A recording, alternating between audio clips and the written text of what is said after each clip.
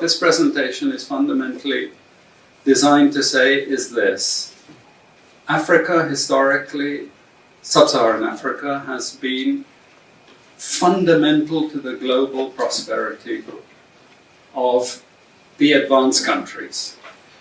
Okay? And Africa had a role to play. It has a role as a raw material producer. We will not allow sub-Saharan Africa to escape that. It's absolutely vital for the prosperity of everyone else. So let's get clear about that. Okay? And this means all the economic structures, all the global institutions, and the economics we teach everyone is all designed to keep Africa exactly where it is. የምዕራባውያንን የብልጽግናና የሀብት ምንጭ አፍሪካ ነው።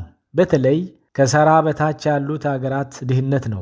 እነዚህ ሀገራት ካሉበት ድህነት ውስጥ እንዲሽከረከሩ ማድረግ በጣም አስፈላጊ ነው። ያደጉት ሀገራት ጥሬ ዕቃዎች የምናገኘው ከዚህ ከሰሃራ በታች ያሉት ሀገራት ነው። እነዚህ ሀገራት ከዛ ድህነት እንዲወጡ ፈጽሞ መፍቀድ የለብንም ብለዋል። badhaadhinni biyyoota faranjoota guddatanii maddi isaa hiyyummaa Afrikaati. Keessattuu maddi badhaadhina biyyoota guddatanii hiyyummaa biyyoota Afrikaa Saharaa gadiiti. Biyyoota kana hiyyummaa keessa jiran keessaa baasuu adoo hin taane hiyyummaa keessa jiran keessa marmaaruun akka jiraatan gochuu hedduu barbaachisaa.